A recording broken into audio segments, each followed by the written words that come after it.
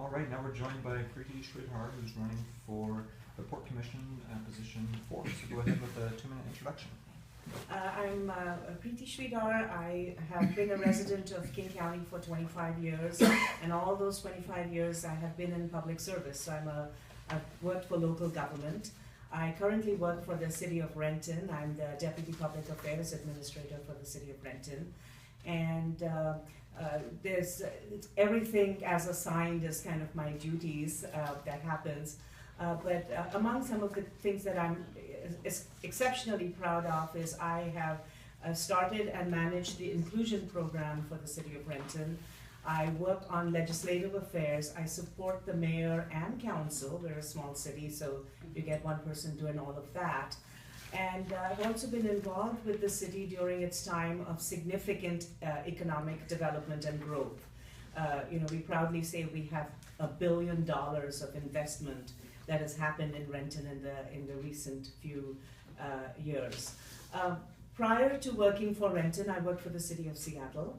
Again, some of my proud moments and accomplishments with Seattle is that I worked for the, in fact, helped kickstart and started the Seattle's Climate Protection Initiative, which went on to become the U.S. Climate Protection Initiative taken on by the U.S. Conference of Mayors.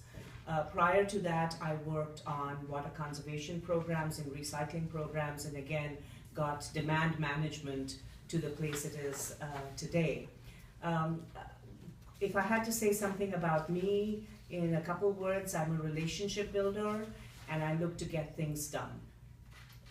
Thank you. Great, thank you. So now we have our 4 prepared questions that we're asking all candidates to report, and they're right in front of you if you want to turn it over and read along as we read them aloud. And Clayton, will you do number 1? Sure. These are 2-minute answers. What is your plan to keep the Port of Seattle competitive when other ports offer similar services at lower costs? One of the things that the Port of Seattle has done is its alliance with the Port of Tacoma. And that has been a very smart and collaborative move, which has actually given the port an edge and has created the opportunities to continue to keep the Port of Seattle as the primary portal and the port of entry to our economy. So I think to work on the partnerships such as the one with the Port of Tacoma, to continue those, and to develop other partnerships and relationships is key for the success of the port. In other areas, I think, given the multiple lines of business that the port is involved in, it is important that you look at how can you best leverage what you have, how can you serve the residents of the community the best, and how can you serve our businesses. So it's a multiple factors of who you serve, how you serve, building partnerships, building relationships, keeping costs down but not compromising on service. I think the port has actually done an amazing job in these areas. It's not an end, it's a beginning, and it's for the port to continue. There are situations that often come to the port, such as how do you balance environmental protection, the quality of life versus cost. It's always important to look at long-term sustainability, because if you take a shortcut today, it will actually cost you more as you go forward. All right, David, number 2. What is your position on leasing port facilities to oil drilling operations? That's almost picking on the answer I gave a little while ago. If you make decisions for short-term gains, then there are chances that you will find that in the long term it actually costs you more. We saw that happen with the decisions that the port made a few years ago, and there was a significant outcry from the community. At the same time, it always comes back to that balance. How can the port, it's almost like saying 405 should not allow cars that are gas guzzlers or SUVs. We are not always able to do that. It's open, it's inclusion, it's opportunities for all. So when the port is faced with situations where they can make some decisions on who they lease their facilities to, they really need to, and I would as a port commissioner, look at the options, look at short-term and long-term benefits, and see what is the will of the community. Because ultimately as a commissioner, you are representing that community.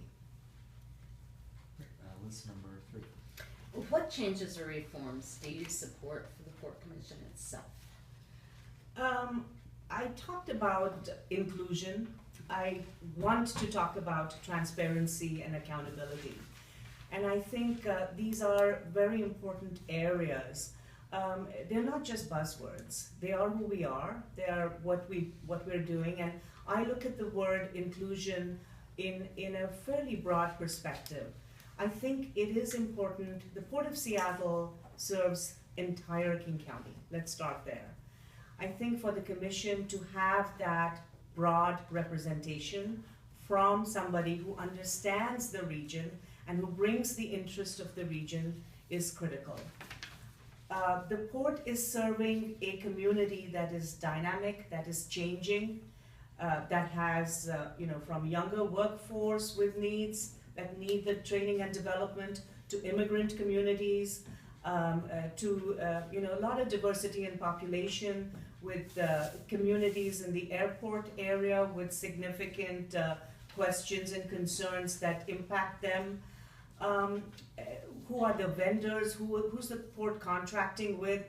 What are the systems that are in place to ensure that those structures are strong? A commissioner who brings these areas of expertise, actually, hands down, being able to do it, having made a difference, I think will be very valuable for the growth of the port. Number 4. Do you believe we have achieved full transparency in the port's contracting and compensation practices, and where do you see possibilities for further improvement? There is always the opportunity for further improvement. The port has been, has attempted and has worked at a certain level of openness, but there's a lot more to be done. We're in a place of in a world of technology today, where it is very possible and should be the goal that every contracting, every effort, every major decision of the port is available to all. There is also ways that you can include the community in making decisions that, again, serve the community together. I'll give you an example. In my work with the City of Renton, we have a very intense budgeting process every couple of years, and we don't even start without having full engagement of a very diverse community group called the Citizen Community Budget Advisory Group. So I think those are models that the port can learn from, can expand on, from small things to making information available, to actually engaging the community, residents, businesses in their processes before they award contracts, in establishing criteria that are open, looking at how the money is spent, where the money comes from. It is, after all, answerable to the public, and that should be a #1 goal and criteria. Great. So now we'll open it up to follow-up questions. These are 1-minute answers. We'll start with Clayton. How do you understand the needs for expansion at the airport? The needs for expansion at the airport, there's again, there's the whole aviation industry is growing. The world is in some ways becoming smaller. There are more needs for, just basic flights coming in and going. There's the retail opportunities that the airport offers, and so forth, so the expansion of the footprint there. At the same time, you have the communities who are impacted by traffic, transportation challenges, challenges of environmental issues, and so there's that balance again. How can the port continue to grow, continue to meet the needs, aviation industry, tourism, access, portal into our country, into our city, making it globally, making those connections at the same time balancing the needs of the people who live there. Great. Additional questions? David and then Liz? I'm just curious, why, this is your first run for elective office? Yes. And why did you decide that you wanted to be a port commissioner instead of, say, a Renton City Council person? Or just wondering, what passion do you bring for the port job? Well, all the areas that the port is involved with, starting from the bigger umbrella of economic development, of workforce development, of the environmental protection that is a key goal for the port,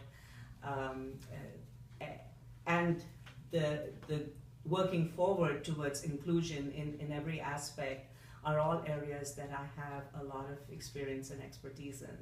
So when I looked at the fact that there was a position that was coming up without the incumbent seeking election, I got a lot of encouragement from people I work with a lot of elected officials in the area, business community, certainly from some of the immigrant communities.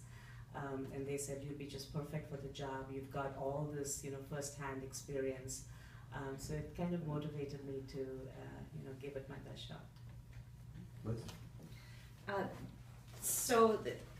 Seattle's port is one of the most porous in terms of sex trafficking in particular and exploitation of human beings. And I'm wondering how you view the purview of the commission, whether the commission has any responsibility or accountability for improving that situation, and if so, how would you go about doing that? Absolutely. When you have a situation as serious as that, you absolutely have the responsibility to do what you can to prevent and ultimately to stop that. I bring experience from that in that field with my experience with the city of Renton.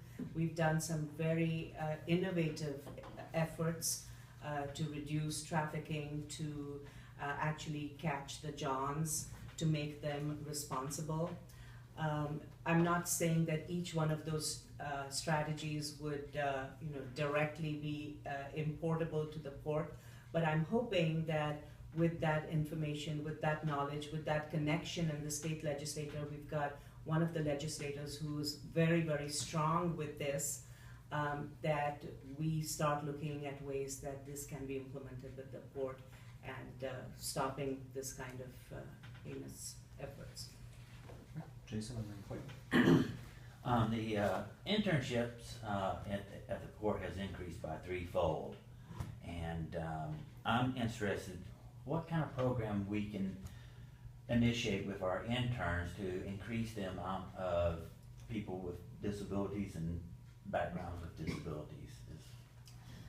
There are specific programs that are actually available where you work, where you firstly encourage the applicant pool, where there's folks with disabilities who join. In our department, our HR department, we actually have a specific program that's available.